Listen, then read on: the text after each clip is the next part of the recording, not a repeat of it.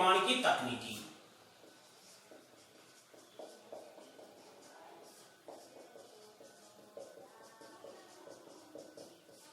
निर्माण या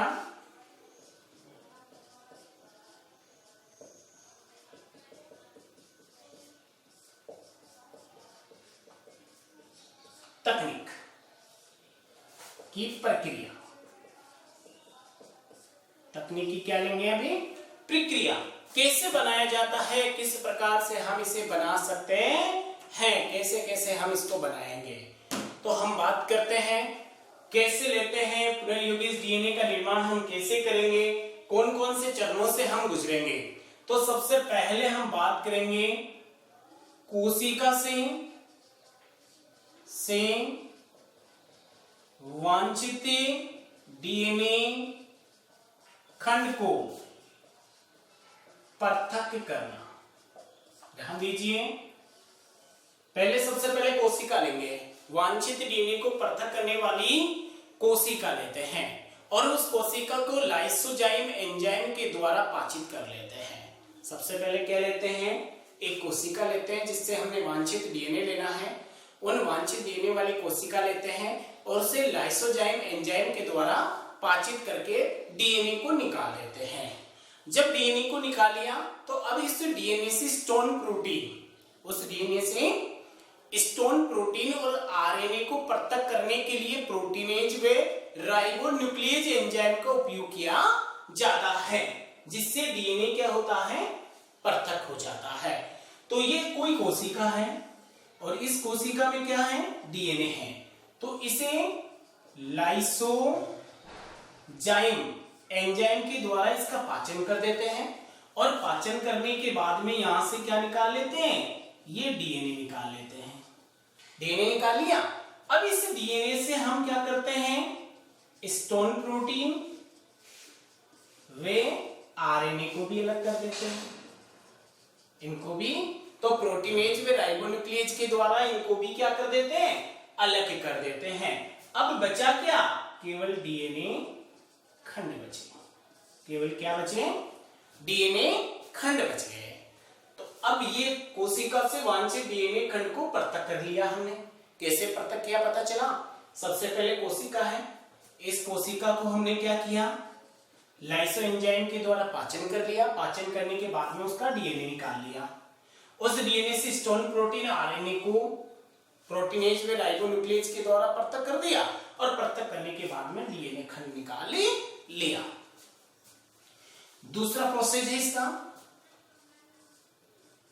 डीएनए खंड का खंडन या टुकड़े करना। क्या करना? टुकड़े करना या काटना। तो अब हम क्या करते हैं? जैसे ये लंबा सा क्या था? ये डीएनए खंड था, ये डीएनए खंड है, डीएनए खंड है। तो अब आपको सबको पता है कि आणविक कैंचियां व रासायनिक चाकू किसे कहते हैं, सबको पता होगा। तो रेस्ट्रिकेशन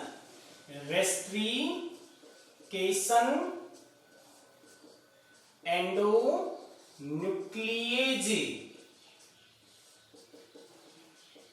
एंजाइम के द्वारा, रेस्ट्रिकेशन एंडोन्यूक्लियेज एंजाइम के द्वारा डीएनए को काटकर छोटे छोटे खंड बना लेते हैं। अब इनको काटा और काटकर ऐसे छोटे छोटे क्या बना लेते हैं? खंड बना लेते हैं।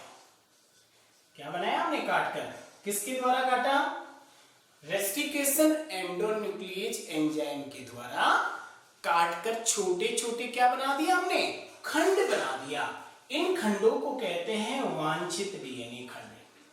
डीएनए खंड कहते हैं। क्या कहते हैं? डीएनए। तो डीएनए खंड का खंडन या टुकड़े करना, तो टुकड़े या काटना किससे काटेंगे? रेस्ट्रिकेशन एंडोन्यूक्लियेज एंजाइम के द्वारा डीएनए को काटकर छोटे छोटे क्या बना लेते हैं? खंड बना लेते हैं। अब खंड तो हमने बना लिया। खंड बनाने के बाद में छोटे छोटे क्या बन गए? खंड बन गए। अब इन खंडों को हम आकार के आधार पर, आकार और आवेश के आधार पर पृथक करते हैं। तो तीसरा बिंदु लेते हैं जेल विद्युतीकरण संचलन या जेल इलेक्ट्रोफोरेसिस इंपोर्टेंट क्वेश्चन में आता है।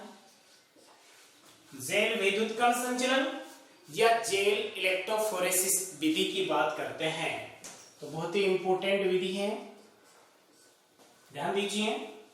जेल विद्युतीकरण संचलन, जेल इलेक्ट्रोफोरेसिस विधि। हमारे पास में क्या बचा था? वांछित डीएनए खंड थे। क्या थे? वांछित डीएनए खंडों को इस जेल इलेक्ट्रोफोरेसिस विधि के द्वारा, जेल इलेक्ट्रोफोरेसिस विधि के द्वारा आकार व आवेश के आधार पर पृथक कर लेते हैं। क्या करते हैं भाई? इसके द्वारा वांछित डीएनए खंड को जेल इलेक्ट्रोफोरेसिस विधि के द्वारा आकार व आवेश के आधार पर पृथक किया जाता है। तो आकार व आवेश के आधार पर पृथक करने की विधि को जेल विद्युतीकरण संचलन या जेल इलेक्ट्रोफोरेसिस विधि कहते हैं। ये जो डीएनए का खंड होता है, ये डीएनए खंड ऋणावेशित होता है। क्या होता है? ऋणावेशित कण होता है। जैसे ही हम विद्युत धारा देते हैं तो ये एनोड की तरफ चला जाता है। जैसे ही क्या देते हैं इसको, डीएनए कण कैसा है? ऋणावेशित कण होता है। विद्युत धारा का प्रवाह प्रवेश करवाते हैं तो ये किस ओर चले जाते हैं? एनोड की ओर चले जाते हैं। अब इसमें माध्यम लेते हैं तो एगारोजी जेल, ये माध्यम है। तो कौन सा माध्यम लेते हैं भाई?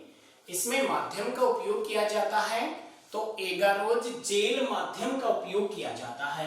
ये एगारोज जेल माध्यम समुद्री लाल शैवालों से प्राप्त होता है। कहां से? समुद्री लाल शैवाल से प्राप्त होता है। कहां से प्राप्त होता है? समुद्री लाल शैवाल से प्राप्त होता है एगारोज जेल माध्यम। तो करते क्या है? एगारोज जेल माध्यम के चलनी प्रभाव के द्वारा, एगारोज जेल माध्यम के चलनी प्रभाव के द्वारा डीएनए खंडों को आकार व आवेश के आधार पर अलग अलग कर लिया जाता है। जो जितना छोटा कण होता है वो अधिक दूरी तक जाता है। जितना छोटा कण होगा वो उतनी ही दूरी पर जाता है। तो आकार और आवेश के आधार पर पृथक कर लिया जाता है। अब इसमें क्या करते हैं? जो ये डीएनए खंड है उसे अभिरंजित करते हैं। अभिरंजित करते हैं। अभिरंजित मतलब रंगना। तो अभिरंजित करते हैं तो इथिडियम ब्रोमाइड, इथिडियम ब्रोमाइड का उपयोग किया जाता है। तो डीएनए खंडों को अभिरंजित करने के लिए किसका उपयोग करते हैं? इथिडियम ब्रोमाइड का उपयोग करते हैं। डीएनए खंडों को इथिडियम ब्रोमाइड के द्वारा अभिरंजित करने के बाद क्या करते हैं? इसे परावैंगनी किरणों के प्रभाव में लाते हैं। परावैंगनी किरणों से अनावर्तित किया जाता है तो ये चमकीली नारंगी रंग की पट्टियों के रूप में दिखाई देते हैं।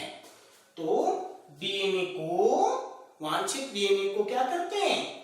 इथिडियम ब्रोमाइड से अभिरंजित करने के बाद में परावैंगनी किरणों के प्रभाव में लाया जाता है, जिससे डीएनए खंड चमकीली नारंगी रंग की पट्टियों के रूप में दिखाई देते हैं। अब इन चमकीली नारंगी रंग की पट्टियों को एगारोज जेल माध्यम के द्वारा काटकर पृथक कर लेते हैं, उसे छालन कहते हैं।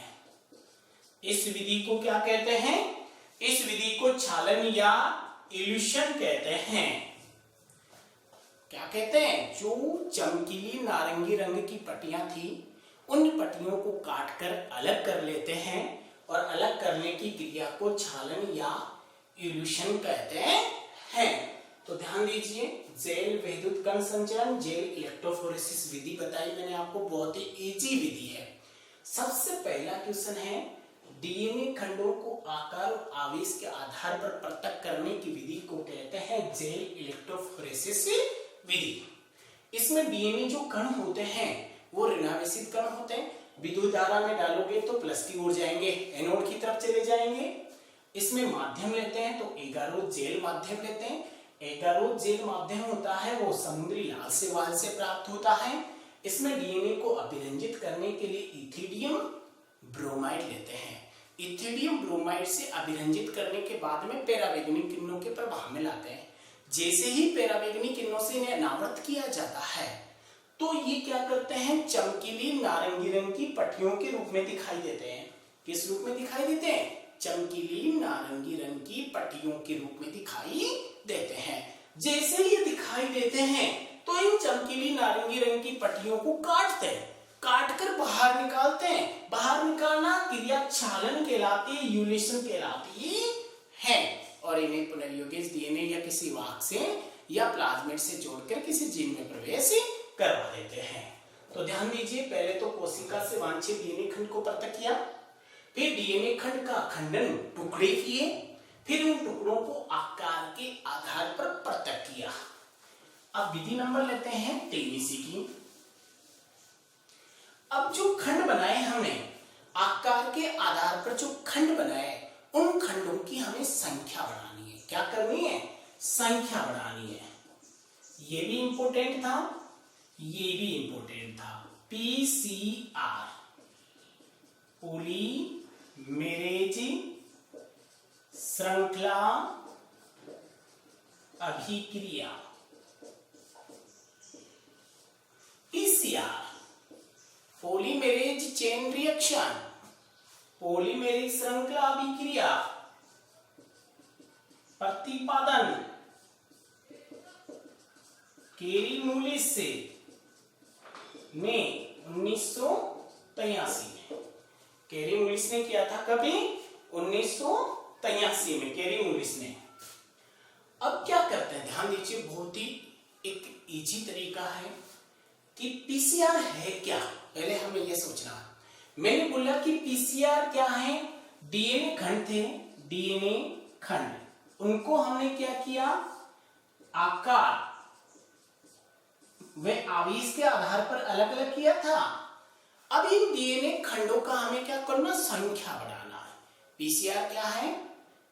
कम से कम समय में अधिक से अधिक संख्या बढ़ाना। तो इस विधि के द्वारा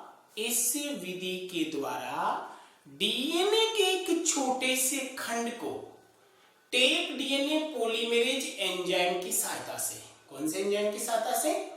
टेक डीएनए पॉलीमेरेज एंजाइम, कौन सा? Taq DNA. तो इस विधि के द्वारा डीएनए के एक छोटे से खंड को टेक डीएनए पॉलीमेरेज एंजाइम की सहायता से कुछ ही समय में लाखों प्रतियां बनाना पीसीआर कहलाता है। ये क्या है? डीएनए खंड है। इस डीएनए खंड को इस एंजाइम की सहायता से कुछ ही समय में लाखों प्रतियां बनाना क्या कहलाता है? लाखों प्रतियां बनाना पीसीआर कहलाता है। क्या कहलाता भाई? ये क्या था? एक छोटे से डीएनए खंड को टेक डीएनए पॉलीमेरेज एंजाइम की सहायता से कुछ ही समय में लाखों प्रतियां बनाना पीसीआर कहलाता है। पीसीआर में लेते क्या है? अभी बताया मैंने। इसमें डीएनए पॉलीमेरेज एंजाइम के स्थान पर टेक डीएनए पॉलीमेरेज एंजाइम काम में लिया जाता है। इसमें डीएनए पॉलीमेरेज एंजाइम के स्थान पर क्या लेते हैं? टेक डीएनए पॉलीमेरेज एंजाइम काम में लिया जाता है।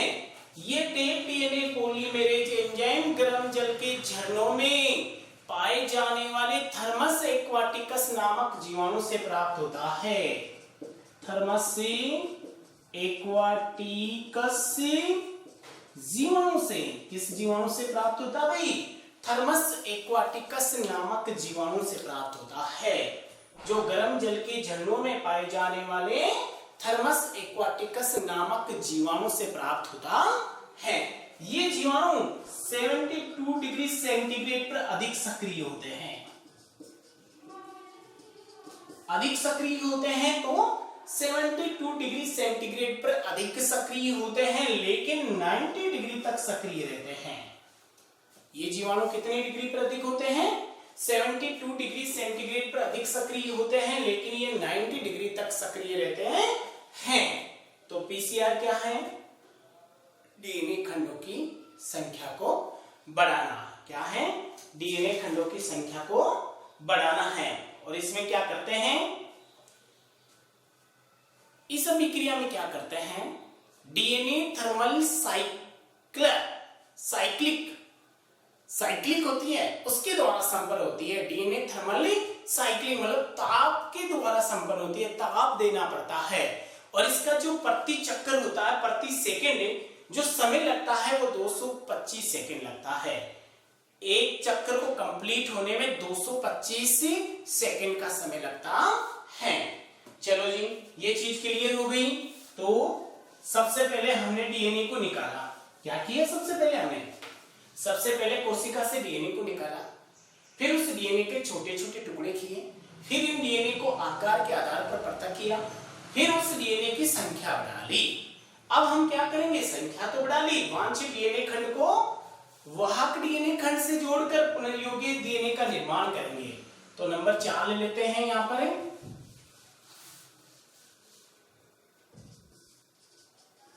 नंबर 5, वांछित डीएनए खंड को वाहकी डीएनए खंड से जोड़कर पुनर्योगेज डीएनए का निर्माण कर। तो हम क्या कर रहे हैं? वांछित डीएनए खंड को वाहक डीएनए खंड से जोड़कर किसका निर्माण कर रहे हैं?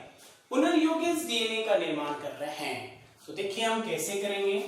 हमारे पास में बताया था कि ये है, मान लीजिए ये है द्विकुंडलित डीएनए खंड है। ये डीएनए खंड है, कैसा है? द्विकुंडलित डीएनए खंड है। ये डीएनए खंड है, ठीक है। और ये हमारे पास में है, ये है वाहक। क्या है? ये है वाहक है भैया, जिन्हें हम प्लाज्मिड कहते हैं या वाहक कहते हैं। तो ये प्लाज्मिड है और ये वांछित डीएनए है। क्या है? वांछित डीएनए। अब हम क्या करते हैं? इन दोनों को ही, किनको? इन दोनों को ही क्या करते हैं? एक ही प्रतिबंधन एंजाइम के द्वारा काटते हैं। किसके द्वारा काटते हैं? एक ही प्रतिबंधन एंजाइम के द्वारा हम इनको काटते हैं। एक ही प्रतिबंधन एंजाइम, जैसे ECORF ले लें या कोई और ही ले लें, एक ही लेना है। अब जैसे ही काटेंगे तो इनके छोटे छोटे क्या हो जाएंगे? ये टुकड़े हो जाएंगे। ये है वांछित डीएनए खंड।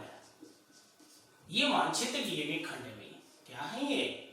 ये वांछित डीएनए खंड। ये छोटी छोटी क्या भाई? ये वांछित डीएनए खंड है। ये वांछित डीएनए खंड है। ये वांछित डीएनए खंड है। ये कौन सा था? ये वांछित डीएनए था भाई। ये वांछित डीएनए था। और यहां क्या थी, प्लाज्मिड। क्या थी यहां पर, ये प्लाज्मिड। तो ये प्लाज्मिड को भी तो काटा उन्होंने, किसको काटा, इस प्लाज्मिड को यहां से काट दिया। क्या किया उन्होंने, यहां से काट दिया, ये प्लाज्मिड भी कट गया। ये है खुला प्लाज्मिड, ये खुला प्लाज्मिड है, और ये है वांछित डीएनए। अब हम क्या कर रहे हैं, इन दोनों को इसमें से कोई भी एक खंड लेंगे और इसमें जोड़ देंगे। किसमें जोड़ देंगे, जो वांछित डीएनए खंड था उस खंड में उसको जोड़ देंगे। हम क्या करेंगे, इनको हमें जोड़ देंगे यहां पे। तो यहां क्या किया हमने, क्या जोड़ दिया, इसमें वांछित डीएनए खंड को जोड़ दिया, ये जोड़ दिया।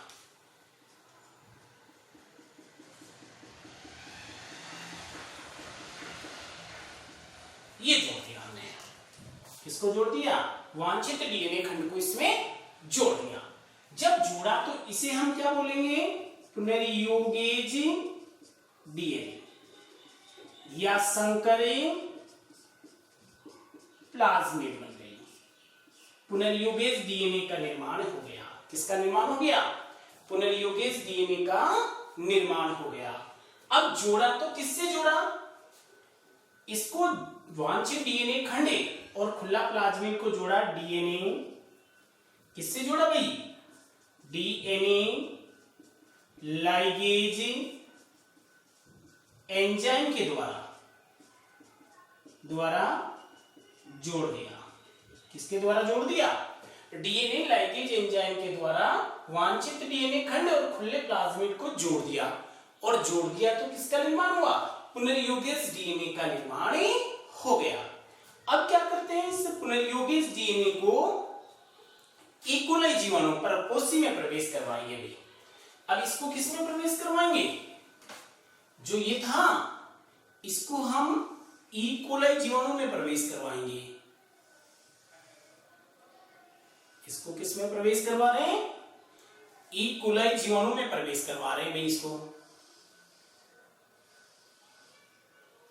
इकोलाई जीवाणु में प्रवेश करवा दिया। किसमें प्रवेश करवा दिया हमने इसको, इकोलाई जीवाणु में। यह है इकोलाई जीवाणु। तो जैसे ही इकोलाई जीवाणु में प्रवेश करवाया तो इसकी प्रतियां बन गई। क्या बन गई, इसकी प्रतियां बन गई। तो जैसे ही इकोलाई जीवाणु में प्रवेश करवाया तो क्या बन गई, इसकी प्रतियां बन गई। क्या बन गई, इसकी प्रतियां बन गई। ये देखिए, इसकी प्रतियां बन गई, अनेक क्या बन गई, प्रतियां बन गई। तो ध्यान दीजिए, बहुत ही इजी सा प्रोसेस है कि हम कैसे बनाए। तो वांछित डीएनए खंड को वाहक डीएनए खंड से जोड़कर पुनर्योगेज डीएनए का निर्माण करना। तो हमने वांछित डीएनए ले लिया, जो बताया था कैसे निकाला था हमने, कैसे पृथक किया था, और यहां ले लिया प्लाज्मिड। दोनों को, वांछित डीएनए खंड और प्लाज्मिड को एक ही प्रतिबंधन एंजाइम के द्वारा काट देते हैं।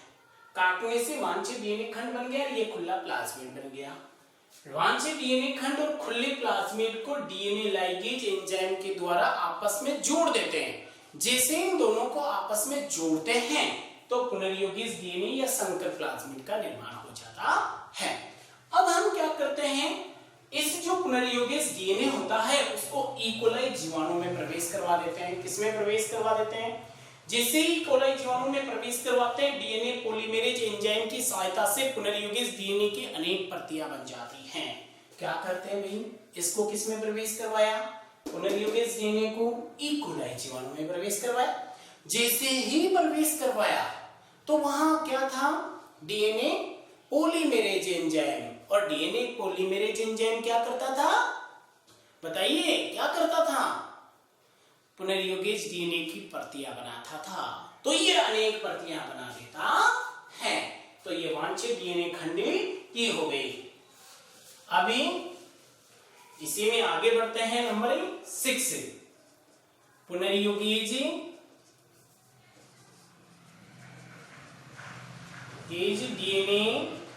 पुनर्युगेज डीएनए का द्विगुणन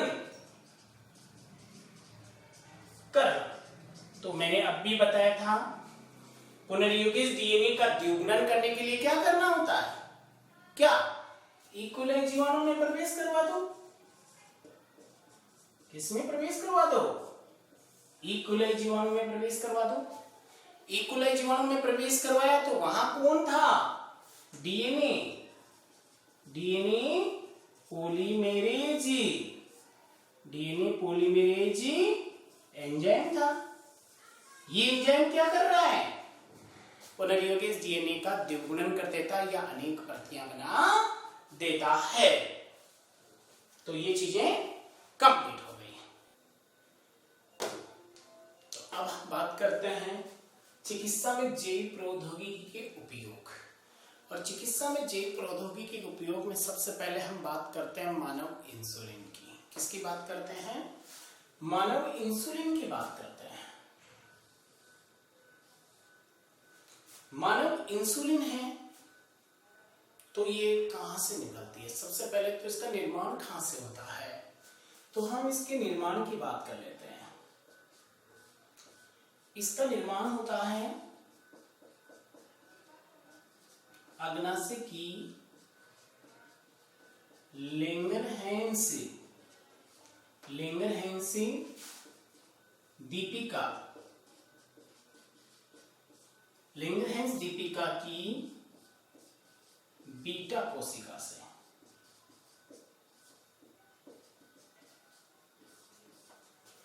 तो मानव इंसुलिन का निर्माण होता है अग्नाशय की लेंगरहैंस दीपिकाओं की बीटा कोशिका से। इसका निर्माण होता है।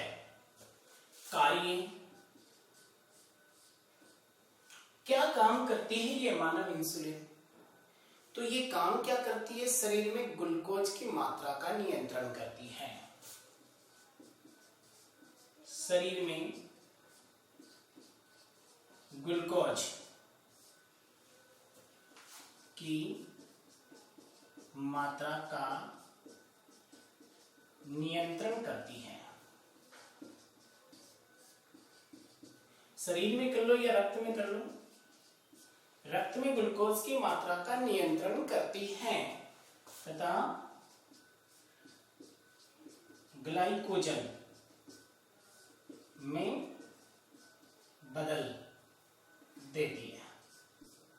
मतलब भी ग्लूकोज की जो मात्रा है उसको ग्लाइकोजन में, ये ग्लाइकोजन यकृत में बदलता है तो ये ग्लूकोज किस में बदल जाती है? ग्लाइकोजन में बदल जाती है और शरीर में रक्त में ग्लूकोज की मात्रा का नियंत्रण होता रहता है। अब इसकी कमी, जैसे ही शरीर में इसकी कमी होती है, जैसे ही शरीर में इसकी कमी होती है, कमी होते ही रक्त में ग्लूकोज की मात्रा बढ़ जाती है और मूत्र के साथ उत्सर्जन होता है। तो ये क्या कर रहा था? नियंत्रण कर रहा था और ग्लाइकोजन में बदल देती थी। लेकिन जब इसकी कमी हुई, इंसुलिन हार्मोन की कमी हुई, तो जैसे ही कमी हुई तो रक्त में ग्लूकोज की मात्रा बढ़ गई। जैसे ही रक्त में ग्लूकोज की मात्रा बढ़ी तो मूत्र के साथ उत्सर्जन होने लगा, जिसे मधुमेह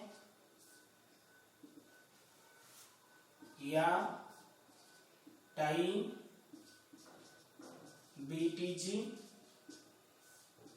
मेलिटस रोग कहते हैं। कौन सा रोग हुआ? डायबिटीज हो गई। क्या हो गया? डायबिटीज हो गई।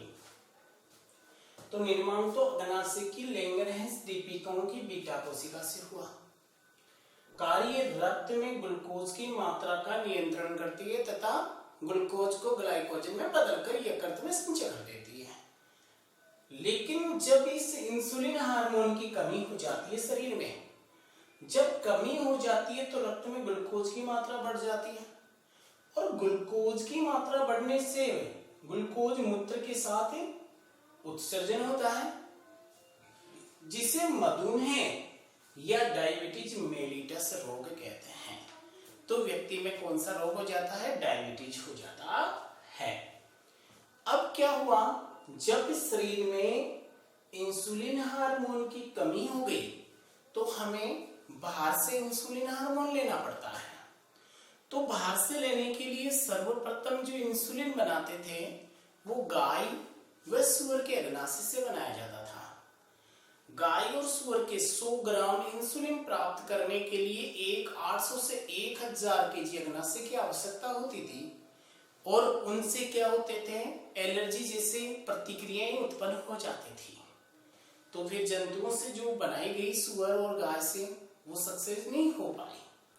लेकिन सबसे फिर डेनमार्क की कंपनी ने बनाया, डेनमार्क की एक नोवा कंपनी ने भी प्रयास किया 1980 में, लेकिन वो भी सक्सेस नहीं हो पाई। अब सक्सेस वाली बात करते हैं तो आगे बढ़ते हैं। एक अमेरिका की कंपनी थी एली लिली, 5 जुलाई 1983 को।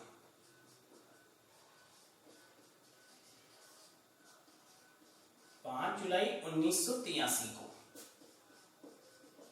अमेरिका की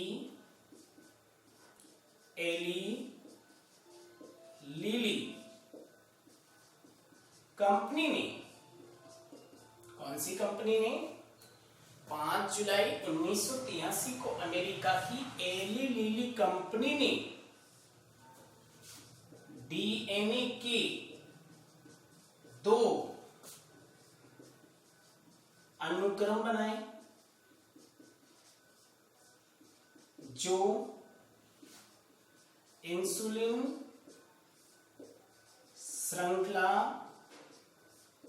ए व बी के समान थे। तो 5 जुलाई 1983 को अमेरिका की एली लिली कंपनी ने डीएनए के 2 अनुक्रम बनाए जो किसके समान थे? इंसुलिन श्रृंखला ए और बी के समान थे। तो इन्होंने किया क्या? इन्होंने बनाया 2, क्या बनाया? ये 2 बना दिए उन्होंने, ये 2, ये अनुक्रम ए और अनुक्रम बी बना दिया उन्होंने। ये डीएनए के, ये क्या है?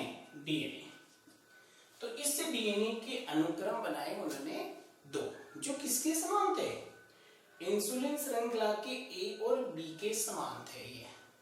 तो जब दोनों डीएनए के अनुक्रम बना दिए, अब इन दोनों डीएनए के अनुक्रम को इकोलाई जीवाणु में स्थानांतरण कर दिया।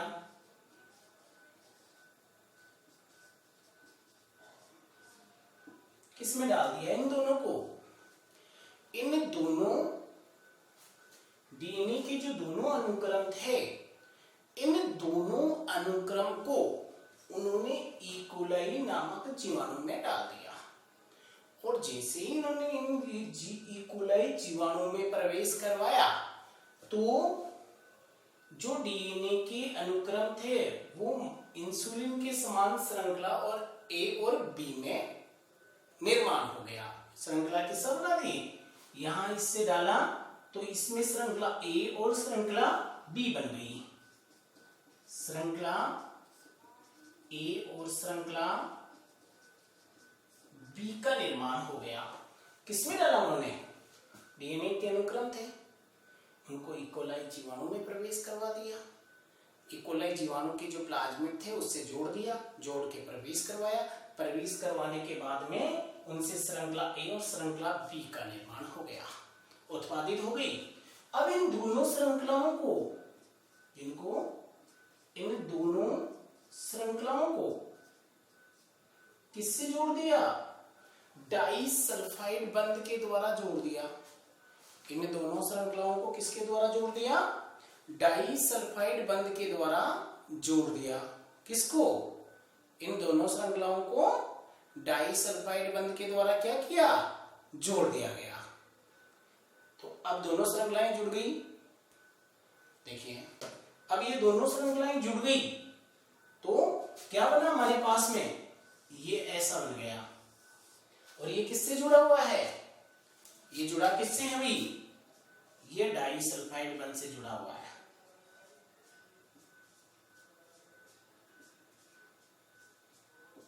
किससे जुड़ गया? ये डाई सल्फाइड बंध के द्वारा जुड़ गया। जब डाई सल्फाइड बंध से जुड़ गया तो इसको नाम दिया मानव इंसुलिन होम्योलिन या होम्योलिन। होम्योलिन क्या नाम दिया इसे?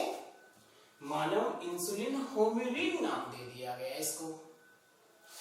जैव प्रौद्योगिकी या बायोटेक्नोलॉजी के द्वारा बनाई गई प्रथम इंसुलिन का नाम था, वो नाम था होम्योलिन। क्या बनाई गई थी? होम्योलिन बनाई गई थी।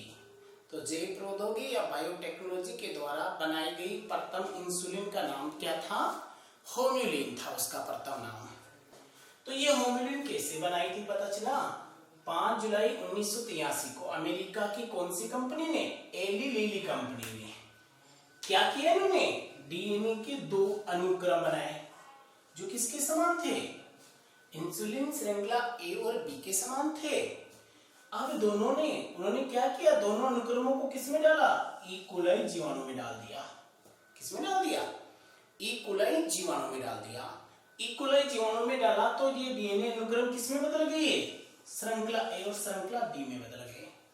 अब श्रृंखला ए और श्रृंखला बी दोनों को किससे जोड़ दिया? डाई सल्फाइड बंध से जोड़ दिया। डाई सल्फाइड बंध से जोड़ दिया तो किसका निर्माण हो गया? मानव इंसुलिन होम्योलिन का निर्माण हो गया। तो जैव प्रौद्योगिकी के द्वारा बनाई गई प्रथम इंसुलिन का नाम होम्योलिन थी। तो एडवर्ड शार्पे शेपर ने इसको सर्वप्रथम खोज की बात करते हैं। किसकी बात करते हैं? सर्वप्रथम इसकी खोज की थी इंसुलिन की एडवर्ड शार्पे शेफर। किसने की थी? Sharpey Schafer. Edward Sharpey Schafer ने 1916 में, कब की थी? 1916 में इंसुलिन की खोज की थी। तो मानव इंसुलिन की खोज किसने की थी? एडवर्ड शार्पे शेफर ने 1916 में की थी। इंसुलिन क्या है? हार्मोन से। क्या है? प्रोटीन हार्मोन है। ये क्या है? इंसुलिन ये है कि प्रोटीन हार्मोन है भाई, ये ध्यान रखना, ये प्रोटीन हार्मोन है। तो खोज किसने की थी? एडवर्ड शार्पे शेफर ने की थी। किसमें पाया जाता बता दिया, क्या कार्य है और किस प्रकार से इसको बनाया गया था। अब हम बात करते हैं, आगे बढ़ते हैं और आगे हम लेते हैं टीका व टीकाकरण। दूसरा बिंदु लेते हैं तो कौन सा लेते हैं? टीका एवं टीकाकरण की बात करते हैं भाई।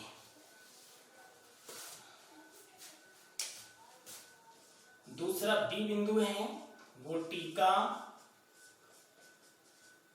वैक्सीन एवं टीकाकरण।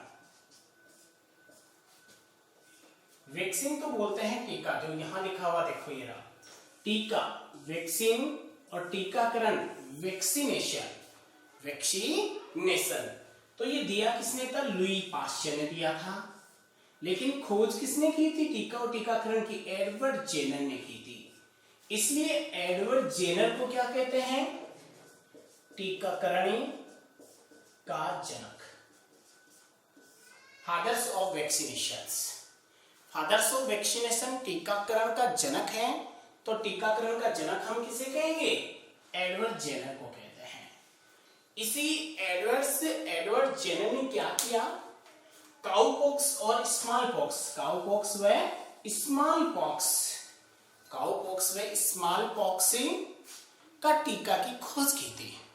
काउपॉक्स में स्मॉल पॉक्स टीके की खोज की और एक जेम्स फेक्स नामक बालक में चेचक का टीका लगाया था सर्वप्रथम। किसमें लगाया था? जेम्स फेक्स नामक बालक में चेचक का टीका लगवाया था इसने। तो ये तो हो गया एडवर्ड जेनर। इस लुई पास्चर ने, किसने? लुई पास्चर ने एंथ्रेक्स, रेबीज, मुर्गी में कोलेरा, इन टीकों की खोज की। किसकी? एंथ्रेक्स, रेबीज, मुर्गियों में कोलेरा रोग होता है, उन टीकों की खोज किसने की थी? लुई पास्चर ने की थी। किसने की थी? लुई पास्चर ने की।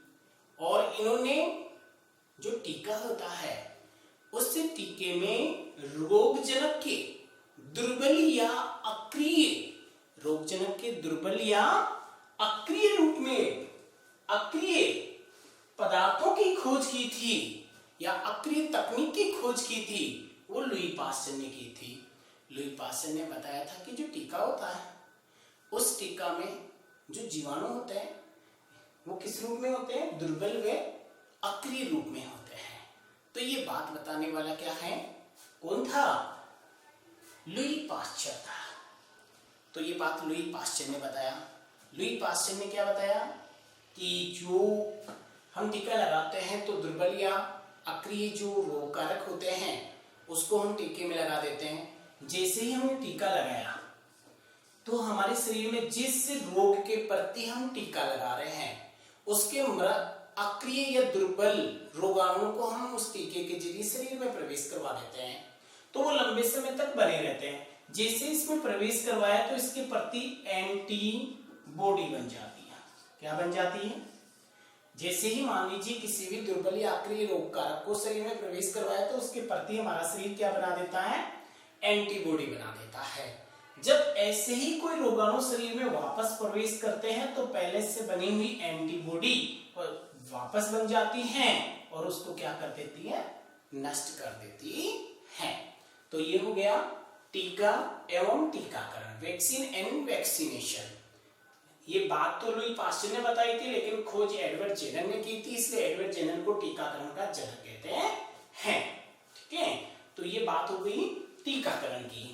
अब हम बात करते हैं नंबर 3, जीन चिकित्सा या जीन थेरेपी। आगे बात लेते हैं जीन चिकित्सा, नंबर C।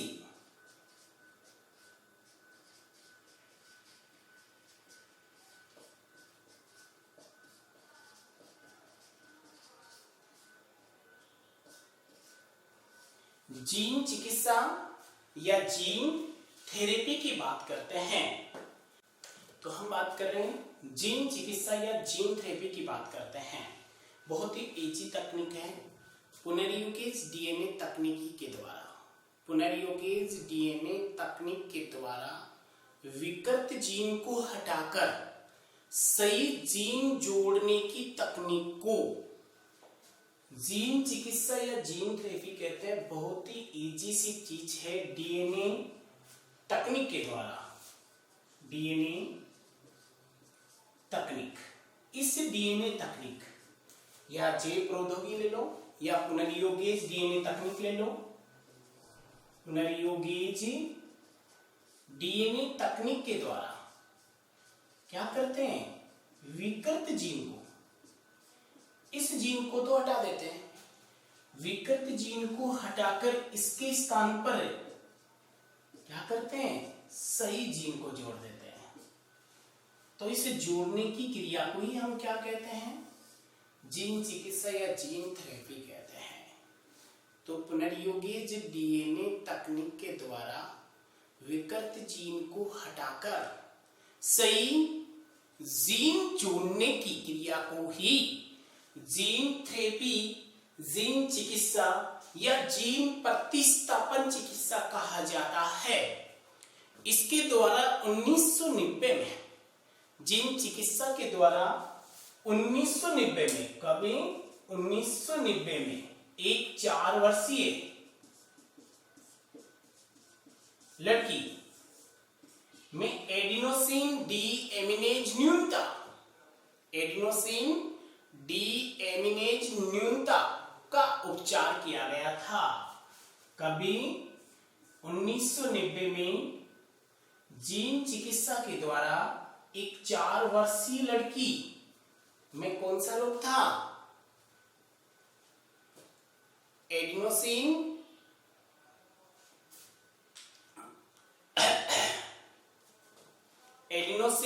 डीएमिनेज न्यूनता का उपचार किया गया था।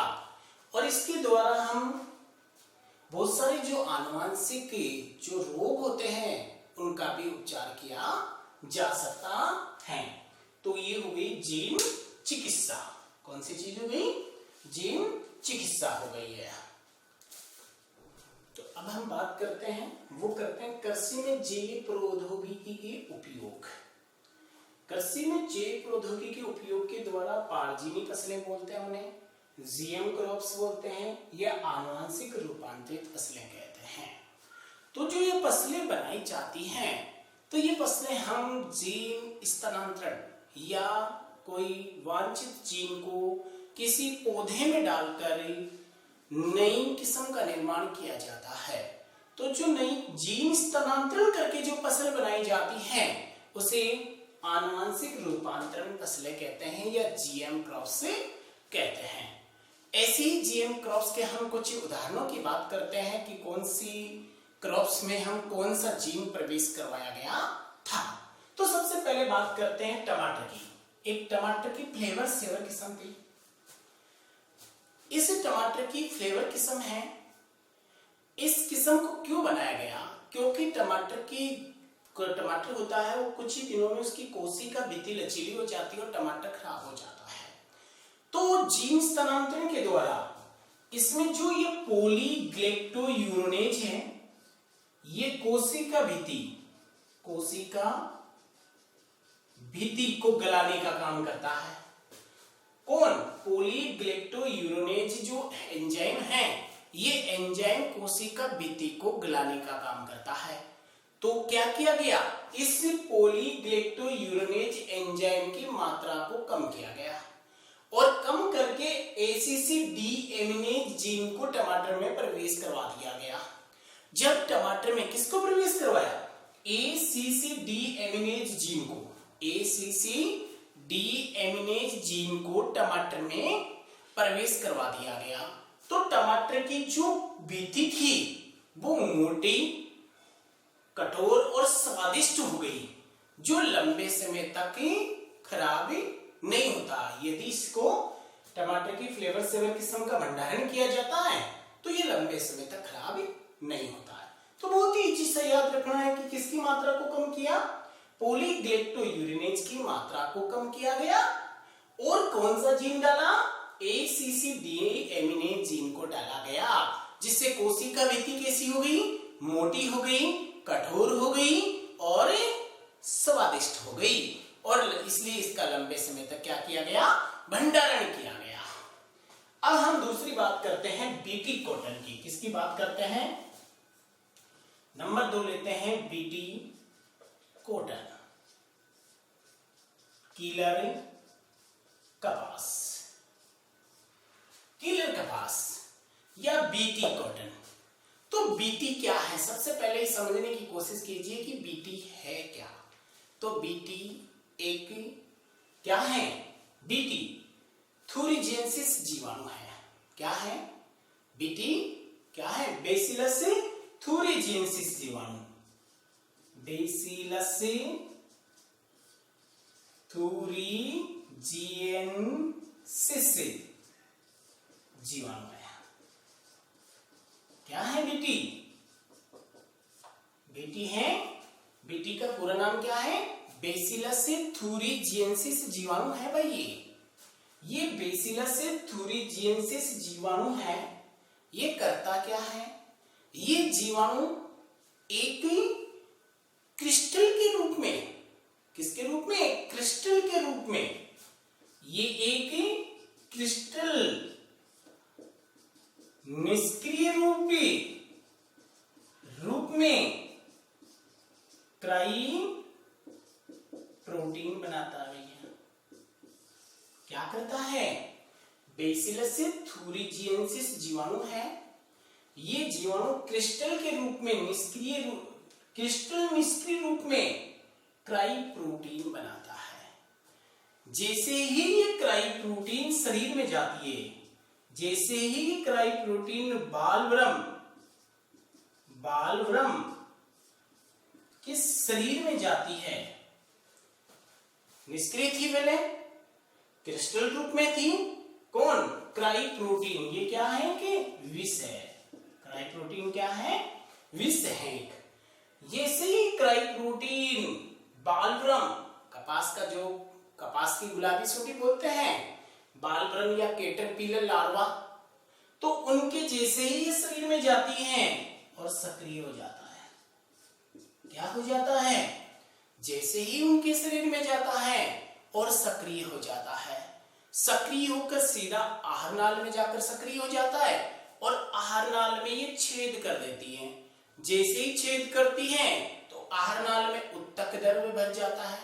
उत्तक द्रव्य भरने से कैटरपिलर लार्वा फूलकर फटकर मर जाता है। तो ये चीज सारी की सारी प्राकृतिक रूप से हो रही है। ये सारी की सारा प्रोसेस कैसे हो रहा है? प्राकृतिक रूप से हो रहा है। बीटी है, बेसिलस थूरिजिएंसिस जीवाणु है। ये बनाता है क्रिस्टल निष्क्रिय रूप से क्राई प्रोटीन। क्राई प्रोटीन एक विष है, लेकिन किस रूप में होता है? निष्क्रिय रूप में। लेकिन ये जैसे ही बालव्रम, कैटरपिलर, कपास की गुलाबी सूंडी इनके अंदर जाता है तो सक्रिय हो जाता है। सक्रिय होकर उसकी आहार नाल में क्या कर देता है? छेद कर देता है। छेद करने से उसमें उत्तक द्रव्य भर जाता है और उत्तक द्रव्य भरने से कैटरपिलर लार्वा फूलकर फटकर मर जाता है। तो वैज्ञानिकों ने क्या किया? इस जीवाणु से क्या निकाला? इस जीवाणु से क्या निकाला? जीवाणु से क्राई प्रोटीन बनाने वाले जीन को निकाला। किसको निकाला? इस जीन को निकाल लिया। किसको? क्राई प्रोटीन बनाने वाले जीन को निकाल लिया। और इस जीन को निकालकर क्या किया? कपास कोशिका। तो इस जीन को निकालकर उन्होंने किस में डाल दिया? कपास कोशिका में डाल दिया। तो इस जीन को निकालकर कहां डाल दिया उन्होंने? जीवाणु से क्राई प्रोटीन बनाने वाले जीन को निकालकर कपास कोशिका में डाल दिया और जिस किस्म का निर्माण हुआ उसे कहते हैं बीटी कोटन। जब ये बीटी कोटन बनी, अब ये बीटी कोटन को वैसे ही कैटरपिलर लार्वा खाएगा। जैसे ही कैटरपिलर लार्वा खाएगा तो उसकी आहार नाल में जाएगा। आहार नाल में जाकर क्या कर देगा? छेद कर देगा। छेद करने से वही उत्तक द्रव्य भर जाएंगे और वो फूलकर फटकर मर जाएंगे। तो इस प्रकार से इस जीन को इस कपास कोशिका में प्रवेश करवाकर किसका निर्माण कर दिया? बीटी कोटन का निर्माण किया गया। अब बीटी कोटन का जो निर्माण किया गया तो इसमें एक तो है Cry first AC, Cry second AB, Cry first AB. तो ये दोनों तो बालव्रम कपास में और ये मक्का छेदक। तो ये तो किसमें काम आता है? Cry AB. क्राई एबी किसमें काम आता है? क्राई फर्स्ट एबी तो मक्का छेदक का नियंत्रण करती है और क्राई फर्स्ट एसी और क्राई सेकेंड एबी कपास में बालव्रम का नियंत्रण करती है। तो ये दोनों तो किसका नियंत्रण करती है? कपास में बालव्रम का नियंत्रण करती है। क्राई फर्स्ट एबी किसका? मक्का में छेदक का नियंत्रण करती है। तो ये कौन सी चीज हो गई? ये बीटी कोटन हो गया। अब हम बात करते हैं, ऐसे ही बीटी बैंगन देखा होगा आपने। तो इस बीटी बैंगन में भी क्या किया? वही जीन डाला। कौन सा? बेसिलस thuringiensis वाला जीन उसमें प्रवेश करवा दिया। तो प्रवेश करवाने से बैंगन में कीट लगता है। फूड एंड सूट बोअर, छेद करने वाला कीट का नियंत्रण हो जाता है। कौन से कीट का? फूड एंड सूट ब्रोअर कीट का नियंत्रण किया जा सकता है। तो ये बीटी बैंगन हो गया। तो बीटी बैंगन में वही बेसिलस thuringiensis का क्या बनाया गया? बेसिलस thuringiensis का। देखिए हम बात करते हैं अभी गोल्डन राइस या सुनहरा चावल। तो गोल्डन राइस में सुनहरा चावल देने वाला वैज्ञानिक था इंगो पोर्ट्रिकस ने दिया था। किसने दिया था? इंगो पोर्ट्रिकस ने दिया था। तो हम सुनहरा जो चावल बनाते हैं वो क्या किया? डैफोडिल पौधे का बीटा कैरोटीन बनाने वाले जीन को निकाला। डैफोडिल पौधे के बीटा कैरोटीन बनाने वाले जीन को निकालकर और उस जीन को निकालकर चावल कोशिका में प्रवेश करवा दिया। तो चावल कोशिका में प्रवेश करवाने से जो किस्म का निर्माण हुआ वो है गोल्डन राइस। इस गोल्डन राइस में विटामिन ए की मात्रा अधिक पाई जाती है। जो रतौंधी रोगी के जो होते हैं रतौंधी रोग में तो विटामिन ए होती है वो सहायक होती है। तो ध्यान दीजिए गोल्डन राइस से सुनहरे चावल इंगो पोर्ट्रिकस ने बनाया था। डैफोडिल पौधे के बीटा कैरोटीन जीन को चावल कोशिका में प्रवेश करवा के गोल्डन राइस किस्म का निर्माण किया गया था जिसमें विटामिन ए की मात्रा अधिक पाई जाती है। अब हम बात करते हैं हीरुडीन का निर्माण। नेक्स्ट लेते हैं हीरुडीन।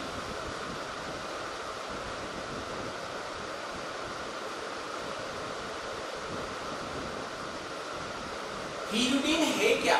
सबसे पहले हम बात करेंगे हीरुडीन एक प्रोटीन होती है। हीरुडीन क्या है? प्रोटीन होती है जो शरीर में रक्त का थक्का जमने से रोक देती है। हीरुडीन क्या है? हीरुडीन एक प्रोटीन है जो काम क्या करती है? शरीर में रक्त का थक्का जमने से रोक देती है। तो क्या किया? अब हमें हीरुडीन बनाना है तो ब्रेसिका नेपस से ब्रेसिका नेपस पौधे में इस पौधे में डाला ब्रेसिका नेपस से। ब्रेसिका नेपस से पौधा है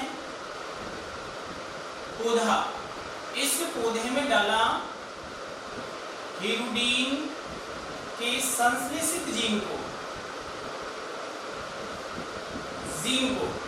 तो हीरुडीन के संश्लेषित जीन को किसमें डाला?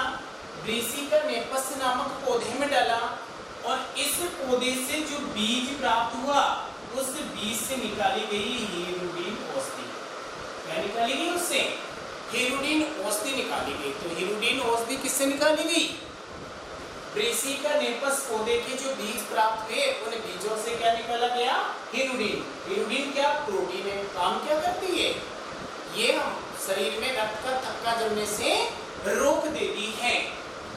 और हीरुडीन के संश्लेषित जीन को ब्रेसिका नेपस पौधे में डाल दिया गया और डालने के बाद में जब उसके बीज प्राप्त हुए और उन बीजों से हीरुडीन नामक औषधि निकाली गई।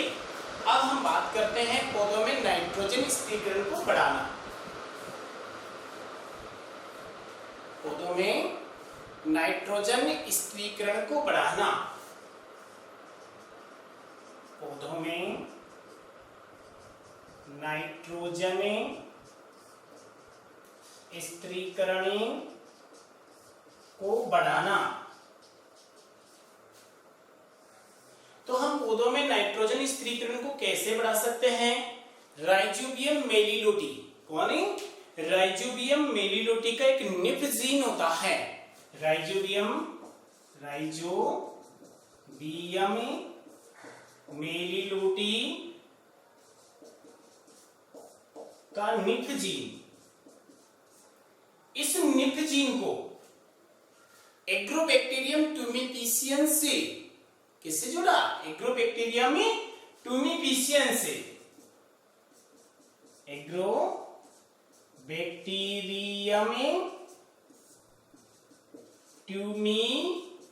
ट्यूमिफिशियन से वाहक से जोड़ दिया। किसको?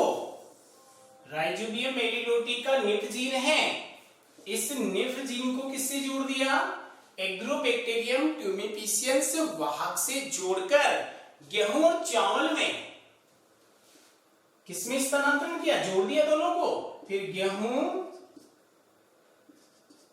चावल में स्थानांतरण करके किसमें स्थानांतरण किया, इसमें स्थानांतरण कर दिया। राइजोबियम मेलिलोटी का निफ जीन था, उस जीन को किसके साथ जोड़ दिया, जैसे ये जीन है, इस जीन को इस प्लाज्मिड के साथ जोड़ दिया, और जोड़ने के बाद में जैसे ये यहां जुड़ गया, इस जुड़ने के बाद में इसको गेहूं और चावल में स्थानांतरण कर दिया, और उसके बाद में उसमें स्थानांतरण करने के बाद में किसकी मात्रा बढ़ गई, उसमें नाइट्रोजन स्थिरीकरण की मात्रा बढ़ जाती है। अब हम बात करते हैं नरबंधे पौधों का निर्माण। नरबंधे पौधों का निर्माण,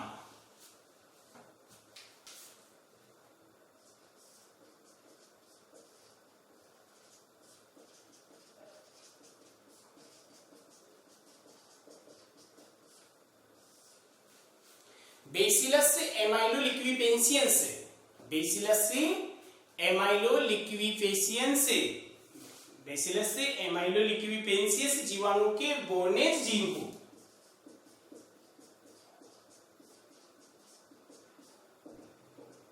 बेसिलस एमाइलोलिक्विपेंसियंस के बोर्नेज जीन को तमाकू तोरिया, तमाकू टमाटरी या तमाकू तोरिया के पौधों में प्रवेश करवाकर, ध्यान दीजिए, नरबंधे पौधे उत्पन्न किए गए। तो नरबंधे पौधे उत्पन्न करने के लिए बेसिलस एमाइलोलिक्विपेंसियंस के बोर्नेज जीन था, उस जीन को किसमें डाला, तमाकू तोरिया इनमें डाल दिया, किस में डाल दिया, तमाकू और तोरिया में डाल दिया, तमाकू और तोरिया में डाल दिया, और डालकर कौन सा, नरे बंदे पौधों का निर्माण किया गया। तो कौन से जीन को डाला इसमें, बोर्नेज जीन को डाला गया है। कौन से जीन को डाला गया है, बोर्नेज जीन को डाला गया। तो अब हम बात कर रहे हैं किसकी, सुपर पोटैटो। तो सुपर पोटैटो नई दिल्ली के जवाहरलाल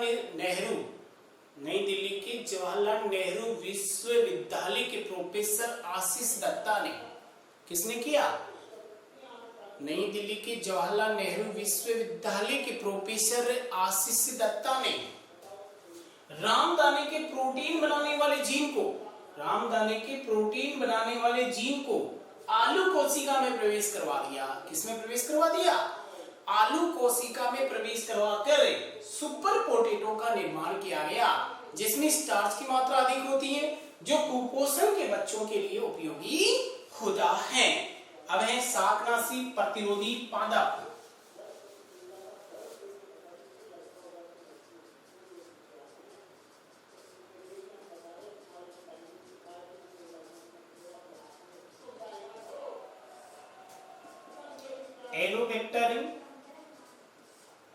एरोबैक्टर जीवाणु में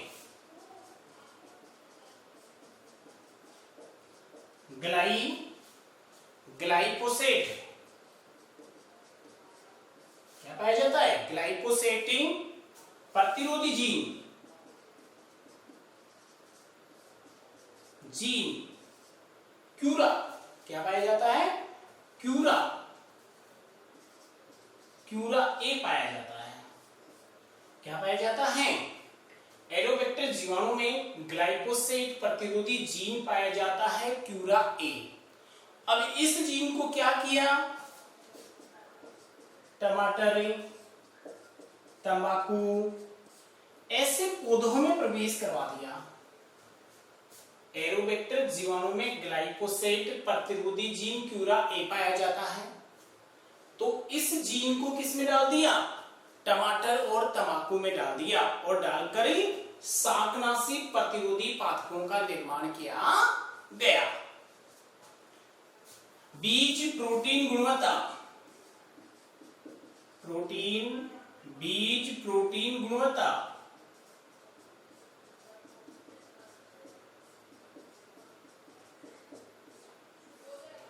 चावल में लाइसिन, चावल में लाइसिन और दलहनों में मेथियोनिन व ट्रिप्टोफैन एमिनो एसिड की कमी होती है।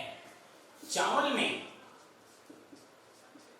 लाइसिन, दलहनों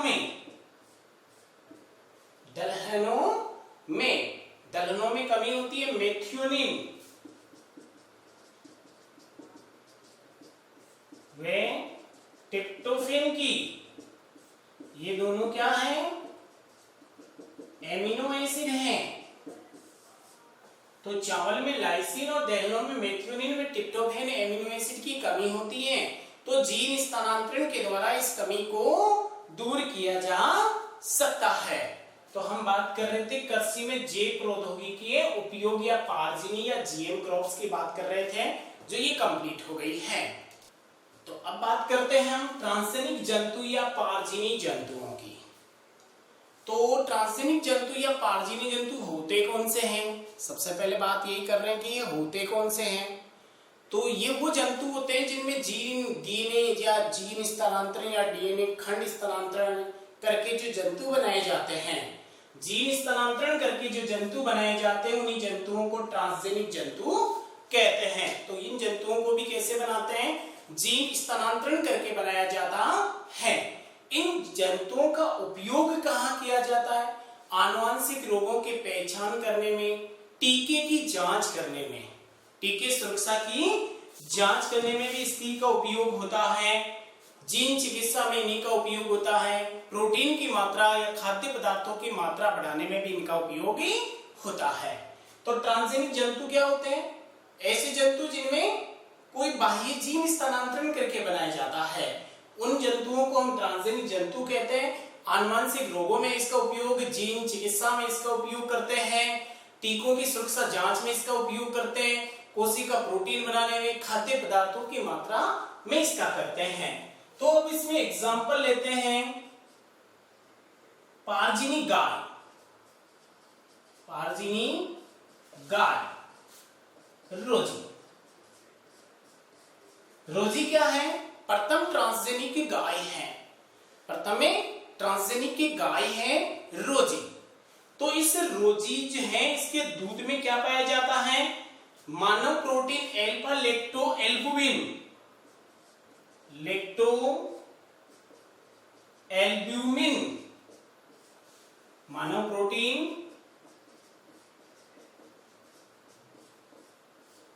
प्रोटीन लेक्टो एल्ब्यूमिन पाया जाता है। भी ध्यान दीजिए, पारजीनी गाय का नाम है रोजी। 1977 में बनाया गया था इसको, रोजी को। तो इसके दूध में जो मानव प्रोटीन होती है, मानव के दूध में जो लेक्टो एल्बुमिन प्रोटीन पाई जाती है, वो इस गाय के दूध में पाई जाती है। अन्य गाय के दूध में ये प्रोटीन नहीं पाई जाती है। इसलिए इस गाय का दूध शिशुओं के लिए अच्छा आहार होता है। तो नंबर 2 ले लेते हैं, ट्रांसजेनिक चूहा।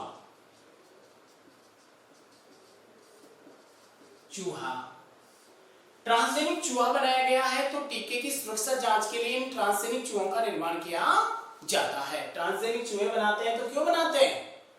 टीका सुरक्षा जांच के लिए, क्योंकि टीके का जो वैक्सीन है उसका सर्वप्रथम जो ट्रायल होता है, जो जांच होती है सुरक्षा की, वो ट्रांसजेनिक चूहों पर की जाती है। सालमान मछली,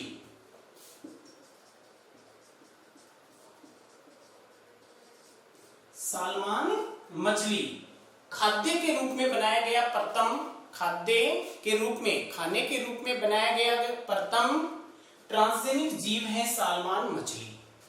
तो ट्रांसजेनिक जंतु या पारजीनी जंतु होते हैं, उसमें जीन स्थानांतरण करके बनाए जाते हैं। कहाँ काम करते हैं ये? इसमें पारजीनी गाय रोजी आती है, जिसमें मानव प्रोटीन लेक्टो एल्बुमिन पाया जाता है, जो अन्य गाय के दूध में नहीं होता। शिशुओं के लिए उत्तम आहार होता है। ट्रांसजेनिक चूहा बनाते हैं तो क्यों ऐसे बनाते हैं? टीका सुरक्षा जांच के लिए बनाते हैं। सालमान मछली खाद्य पदार्थ के रूप में बनाया गया प्रथम ट्रांसजेनिक जंतु है। अब हम बात करते हैं जीनोमिक लाइब्रेरी की।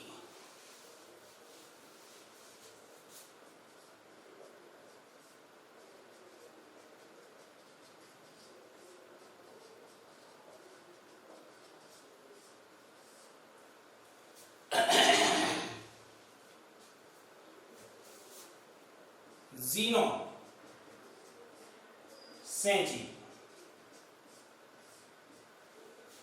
किसे कहते हैं?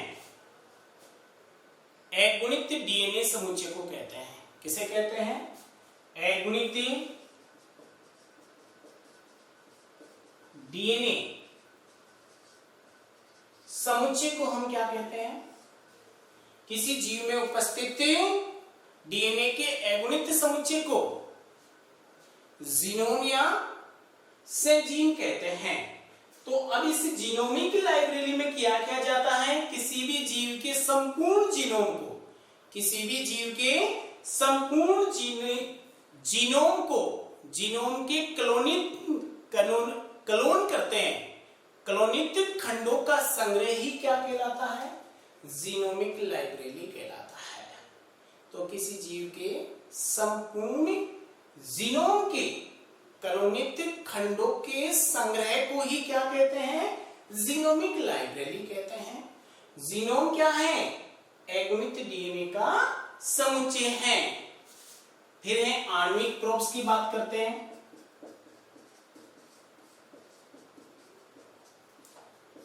फिर बात किसकी करते हैं? आणविक प्रोब्स की बात करते हैं। ये डीएनए आरएनए के खंड होते हैं भाई। आणविक प्रोब्स क्या होते हैं? डीएनए या आरएनए के खंड होते हैं जो पूरक डीएनए या आरएनए की पहचान करते हैं। तो ध्यान दीजिए, आणविक प्रोब्स क्या है? ये डीएनए या आरएनए के खंड होते हैं जो पूरक डीएनए या आरएनए की क्या करते हैं? पहचान करते हैं। इसलिए इसे आणविक प्रोब्स कहते हैं।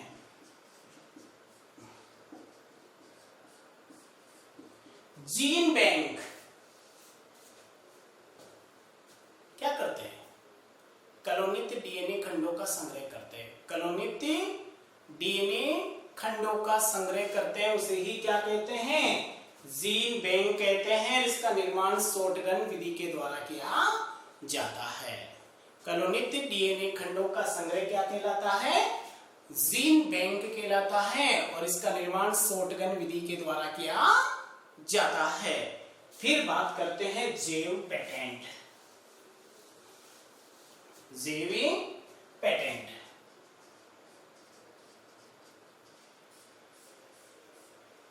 जैव पेटेंट की बात करते हैं।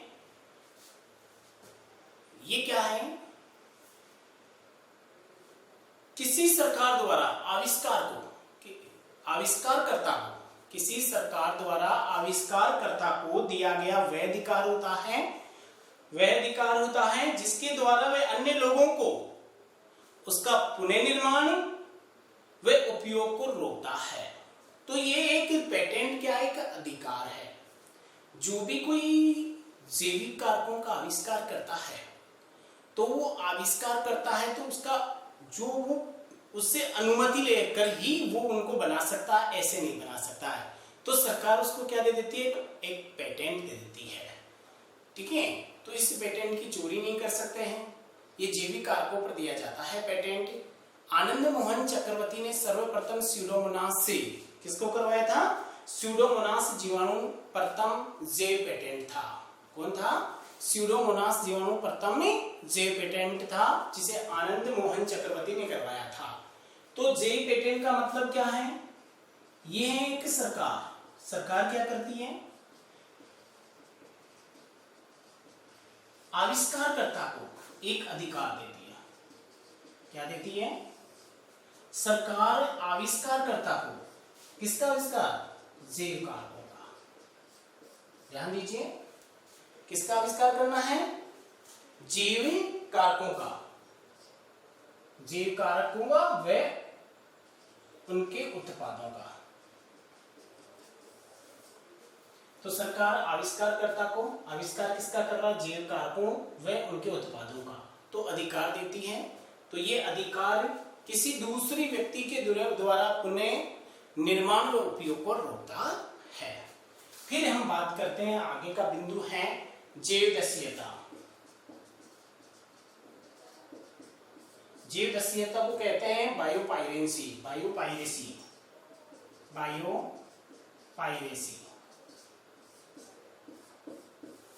जीवदस्युता बायो पायरेसी की बात करते हैं। राष्ट्रीय संपत्ति व संपदा, ध्यान से सुनिए, राष्ट्रीय संपत्ति व संपदा, जैवी स्रोत आदि की डकैती या चोरी करना बायोपायरेसी कहलाता है।